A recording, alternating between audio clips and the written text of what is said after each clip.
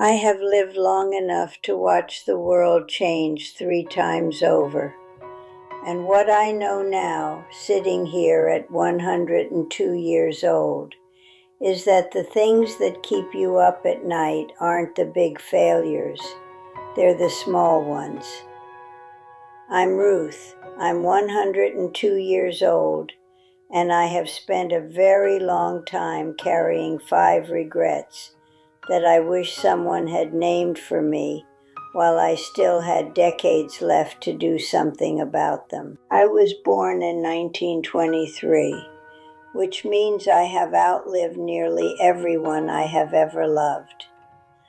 I've outlived a husband, a brother, 2 of my own children, most of my friends, and more neighbors than I can count. When you reach this age, people tend to treat you like a curiosity, like something remarkable has happened to you simply by the fact of your survival.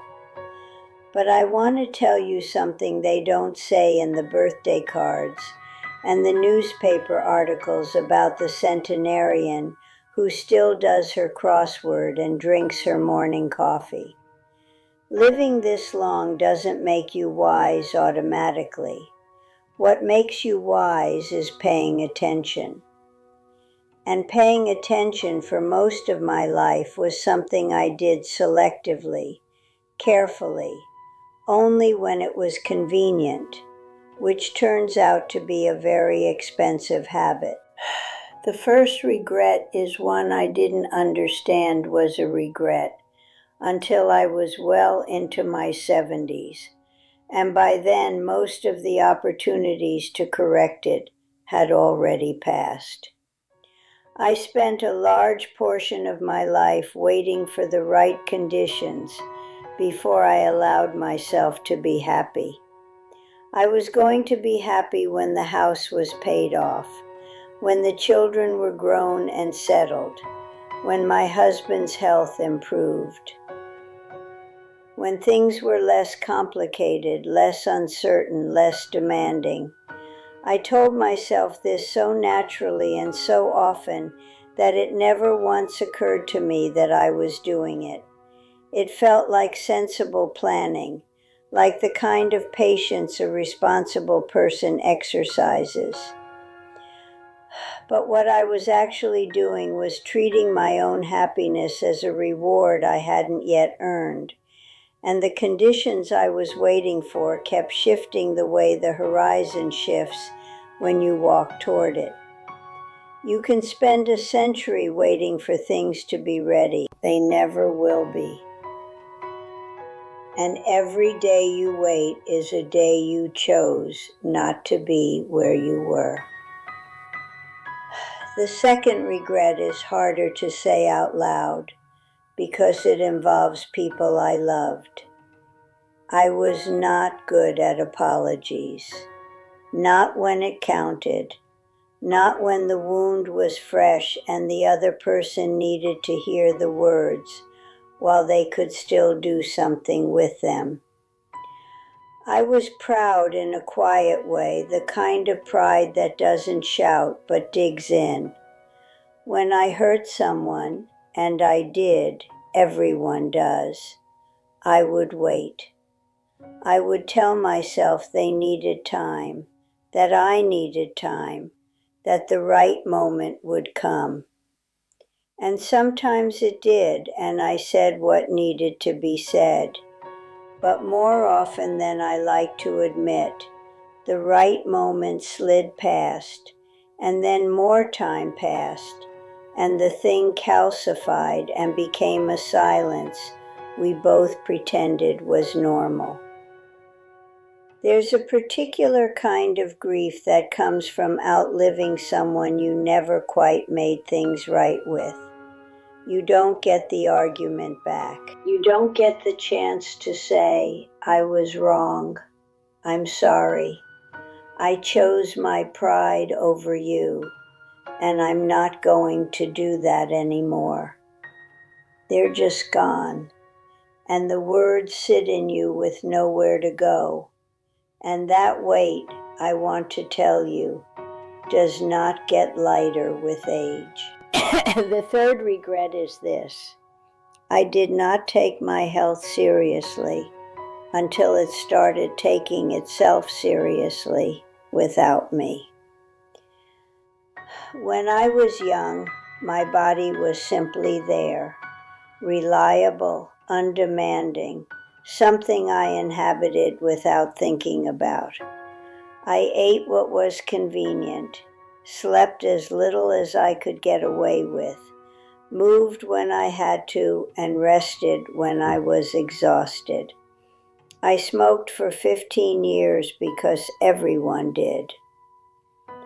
I drank more than I should have in my 40s because that decade was hard and drinking was easier than asking for help. I treated my body the way you treat a good car when you're 25, driving it hard and assuming it'll just keep running. And for a long time it did. But the choices I made in those decades compounded in ways I didn't see coming until I was in my 50s and 60s, and the bills started arriving in small installments.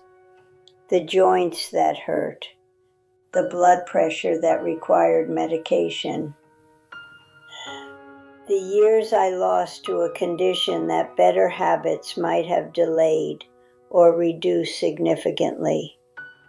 Your body is the only house you will ever live in for the whole of your life. The maintenance you put off now does not disappear. It just waits.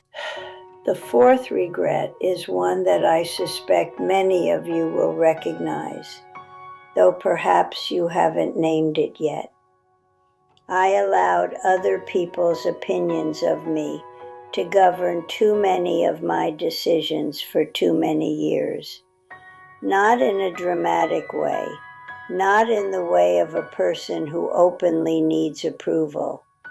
I was more subtle than that. I made choices about what work to pursue, what to say, what to wear, how to present myself in every room I entered, based on a running calculation of what people would think, what they would say, whether I would be approved of or found wanting. I turned down opportunities because I was afraid of looking foolish. I stayed quiet in rooms where I had things worth saying, because I wasn't sure my words would land the right way. I dressed the person I thought others needed to see and kept the real one slightly out of view, just in case she wasn't quite enough. And here's what I want to tell you about that from 102 years of living. The people whose opinions you're managing so carefully are managing their own anxieties and rarely thinking about you as much as you imagine. You are shrinking for an audience that isn't even watching that closely. Stop, please. You are enough right now without the adjustments. The fifth regret is the one that visits me most often in the quiet hours, and I want to say it as plainly as I know how. I did not tell people I love them nearly as often or as specifically as I should have. Not just the 3 words, though those matter too, but the specific version of love, the kind where you say to someone, "You changed things for me. You made this particular part of my life better. I am grateful for the exact person you are." My husband Harold and I were married for 54 years, and I loved him in a deep, habitual, bone-level way by the end of it. But I didn't say it enough when he was well and vital and could really receive it. When he was sick, I said it more, because urgency has a way of breaking through the reserve we mistake for dignity. What I wish is that I hadn't needed the urgency. What I wish is that I had made a practice of it on ordinary Tuesday afternoons, when nothing was wrong and everything was fine, and he was just sitting in his chair reading the paper, alive and there and mine, not knowing how much I was going to miss that chair being occupied.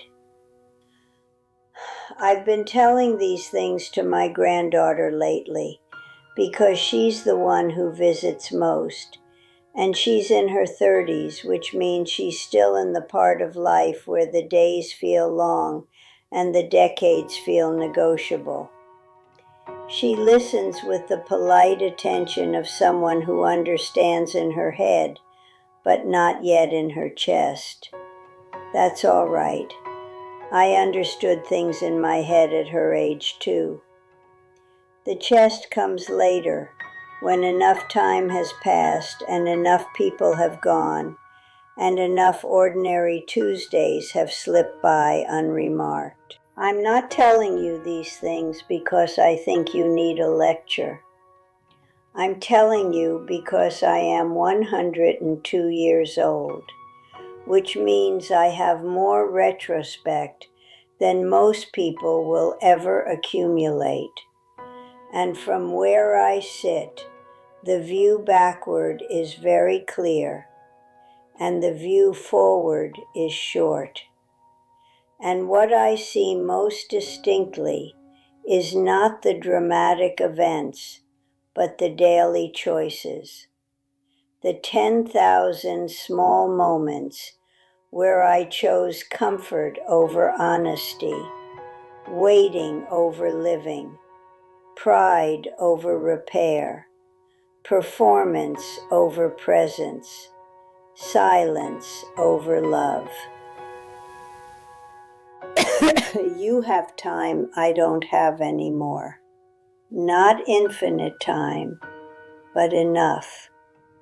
Enough to call the person you've been putting off calling. Enough to say the thing you've been saying you'll say someday. Enough to start treating your own happiness as a present tense matter instead of a future condition. Enough to stop performing for rooms that aren't as watchful as you fear. Enough to tell the people who matter to you in specific and unhurried terms exactly why they matter. 102 years is a long time to live, and I would do a great deal of it differently if I could. But I can't, and that's not why I'm talking to you. I'm talking to you because you still can, and from where I sit, that is not a small thing. That is everything.